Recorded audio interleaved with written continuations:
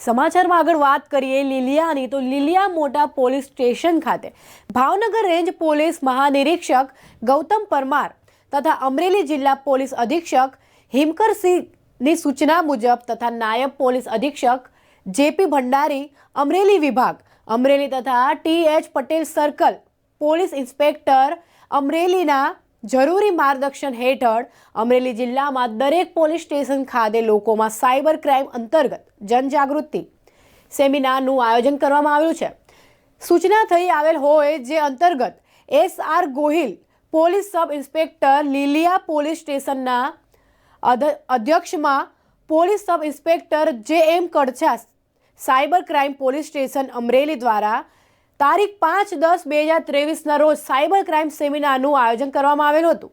આ દરમિયાન લોકોમાં સાયબર ફ્રોડ બાબતે માહિતગાર કરી સાયબર ફ્રોડ કરતા ઇસમોથી બચવા શું કરવું અને કેવી રીતે આવી પ્રવૃત્તિ અટકાવી તેમજ સાયબર ક્રાઇમથી બચવા કઈ બાબતોનું ધ્યાન રાખવું તેમજ મોબાઈલોમાં આવતી લોભાવણી જાહેરાતો તેમજ બિનજરૂરી એપ્લિકેશન તથા લોન મેળવવા અંગેની એડવર્ટાઇઝ અને અન્ય સોશિયલ મીડિયાના માધ્યમથી અવનવી તરકીબોથી લોકોની સાથે છેતરપિંડી કરતા સાયબર ફ્રોડ સામે જનજાગૃતિ લાવવા અંગે જરૂરી સૂચનો તેમજ માર્ગદર્શન આપવામાં આવેલ હતું અને લોકોને સાયબર ક્રાઇમથી બચવા સજાગ પણ કરી આવી પ્રવૃત્તિ ટાળવા જાગૃત કરેલ તેમજ કોઈ ફોન કોલમાં OTP પાસવર્ડ કે પોતાની અંગત માહિતી કોઈ પણ અજાણી વ્યક્તિ કે જે બેંકમાંથી બોલું છું કે આંગણવાડીમાંથી બોલું છું કે કોઈ હિન્દી કે ભાષામાં તમારી માહિતી મેળવવાની કોશિશ કરતા હોય તો સજાગ થો અને કોઈ પણને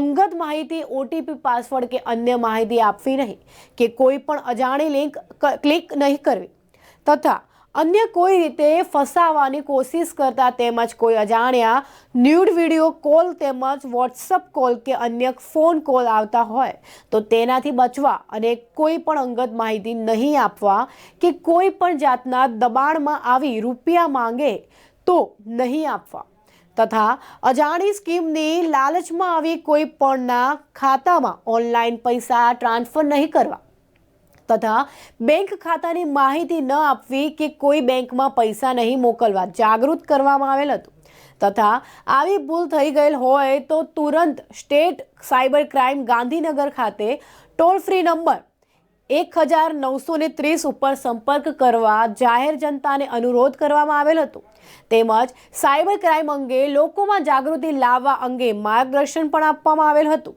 અને સાયબર ક્રાઇમ અંતર્ગત જનજાગૃતિ સેમિનારનું લીલિયા પોલીસ સ્ટેશન તથા સલડી ગામ ખાતે સુંદર આયોજન પણ કરવામાં આવેલ હતું. આપને બધાને માહિતગાર કરવા માટે આવ્યો. સાયબર ક્રાઇમથી કઈ રીતે બચવું, એના પ્રકારો કેટલા છે, સાયબર ક્રાઇમમાં શું આવે એ બધી આપણે વાત કરશું. તમને જે ભાષામાં સમજાય એવી સાદી ભાષામાં આપણે વાત કરશું. સાયબર ક્રાઇમ પહેલા નહોતું. પહેલા તો શું હતું કે ભાઈ તમારે ઘરે ચોર આવે, વાડીએ ચોર આવે, દુકાને ચોર આવે અને બધું માલ સામાન લઈ જાય. અત્યારના ટાઈમમાં હવે શું થયું છે કે આપણે બધા ઇન્ટરનેટ ને સ્માર્ટફોન વાપરતા થયા. એટલે અત્યારના ટાઈમની અંદર તમારી જાણ બહાર અથવા તમારી જાણ હોય અને તમારી ગુપ્ત માહિતી, તમારી પ્રાઇવેટ માહિતી લઈને તમારી સાથે ફ્રોડ થાય એને સાયબર ક્રાઇમ કહેવાય. એને સાયબર ક્રાઇમ ફ્રોડ કહેવાય. સાયબર ક્રાઇમ ફ્રોડના ઘણા બધા પ્રકારો છે પણ જો એમાં સૌથી પહેલી વાત કરીએ તો એમાં પહેલો પ્રકાર છે સેક્સટોર્શન.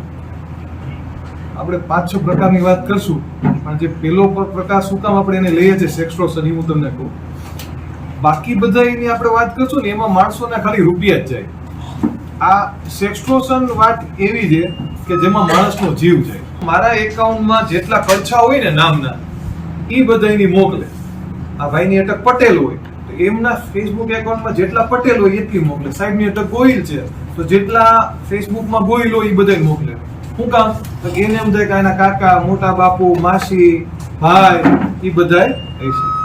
અને એવો વિડીયો મોકલીને એના સ્ક્રીનશોટ પાછા તમને મોકલે કે જો મેં તારો વિડીયો આવો ઉતારી લીધો હવે આ તારા વિડીયો મેં આ ભાઈને મોકલ્યા. આપણે કહીએ ભાઈ હવે તો પછી તો ઘણ મરી જાય. પછી આપણે કહીએ કે વિડીયો ડિલીટ કરો તો કે ભાઈ 25,000 રૂપિયા થાય વિડીયો ડિલીટ કરવાના. એટલે આપણે પેલા 25,000 નખાવીએ. પાછું કહે કે ભાઈ હવે હું તમારો વિડીયો યુટ્યુબ ની અંદર અપલોડ કરું.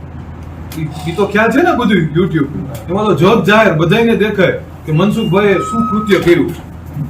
જો હું તમારો કરું જ છું વિડીયો, હજી બીજા 25,000 રૂપિયા થાય. બીજા